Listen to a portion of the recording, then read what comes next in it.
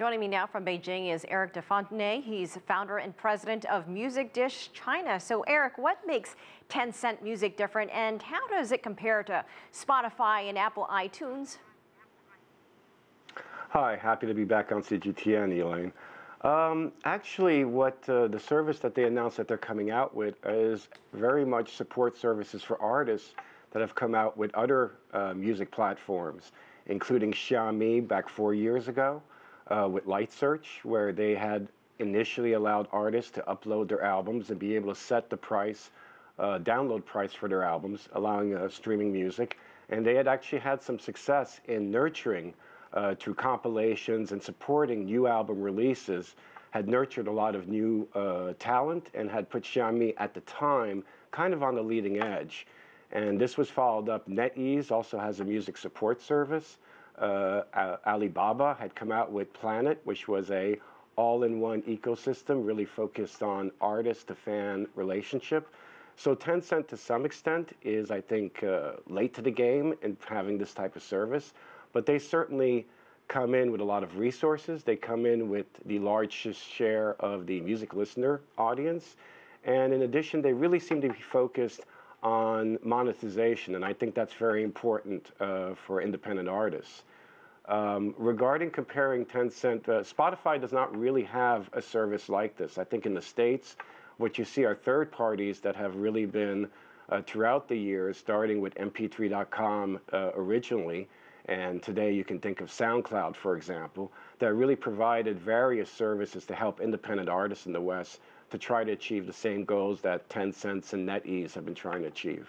So how has this all changed the music industry in China? And is it making an impact internationally? Or are other countries looking at China and trying to follow this example? I think from the support services, it hasn't had as big an impact as perhaps in the West, and that's because due to piracy, really the independent music scene had been so reliant on festivals and live music. So the way to get known, the bands that are somewhat established, such as Second Hand Rose, Miserable Faith, they had really become established through festivals such as Midi Festival and Strawberry Festival.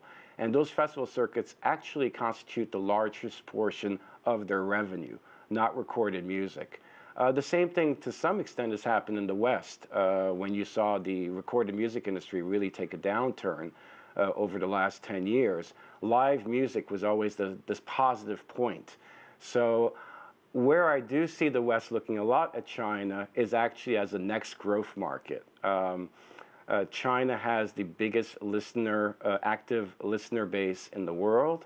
And if you look at Tencent compared to Spotify or Apple Music, Tencent has a huge user base, but very few of those people, maybe 15 to 20 million, are actually paid subscribers.